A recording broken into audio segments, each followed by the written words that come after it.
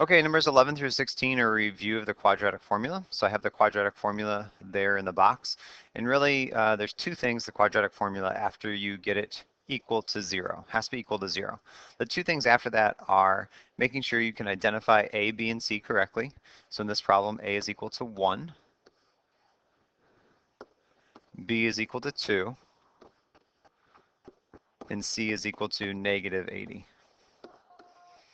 Okay, the rest of the quadratic formula is really just making sure that you can use the numbers correctly and plug them into your calculator correctly. So there's lots of different ways to do that. There's lots of different calculators. So I'm going to do all of these problems kind of the same way, which cuts down on calculator mistakes and allows everybody, regardless of the type of calculator you're using, to do it correctly.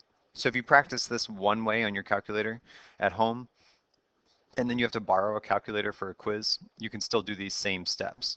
It's not dependent on what type of calculator you use.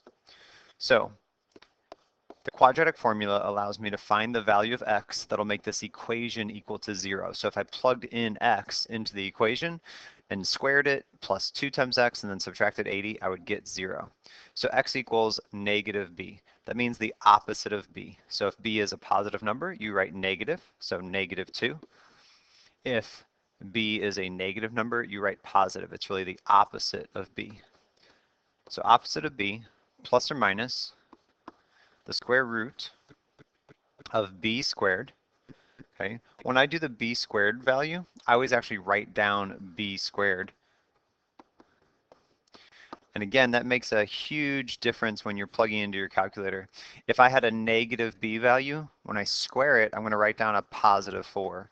If I had a positive b value, when I square it, I'm writing down positive 4. If you type in your negative b, like if you have a b value that's negative and you type it in as negative and you hit the squared key, you'll almost always make some type of mistake. So I actually put b squared underneath the square root. I don't write b and then square it. So b squared minus 4 times a times c. Well, a was 1, and then c is negative 80.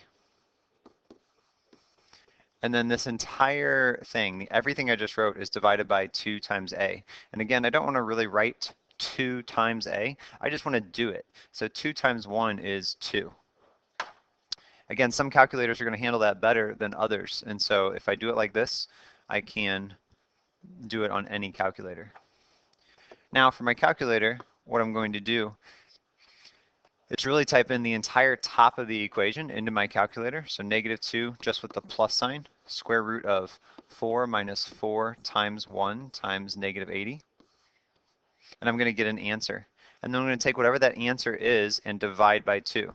So you can see me do it as steps here. So on my calculator, I'm going to do negative 2. Doesn't matter what kind of calculator I have. Negative 2 plus square root. Some of your calculators are open a parentheses like that one just did. Some of them won't.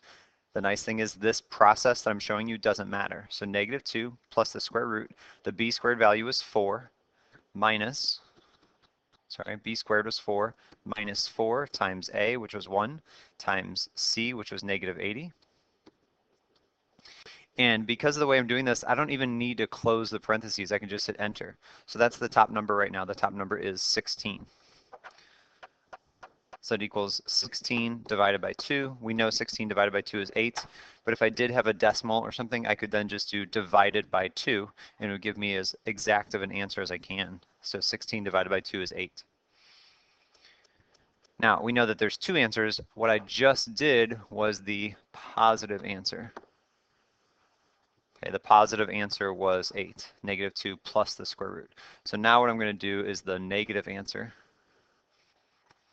So x equals negative 2 minus the square root of 4 minus 4 times 1 times negative 80 all over 2. So again, you have to do a separate equation for the positive square root and a separate equation for the subtract or negative square root. So negative 2, I can see what I typed in already, minus the square root of b squared, which was 4, minus 4, minus 4 times a, which was 1, You don't really have to type in times 1 if you don't want to. Times negative 80, hit enter, and I get negative 20. Again, negative 20 divided by 2 will be negative 10. So I had negative 20 on top, divided by 2 is negative 10.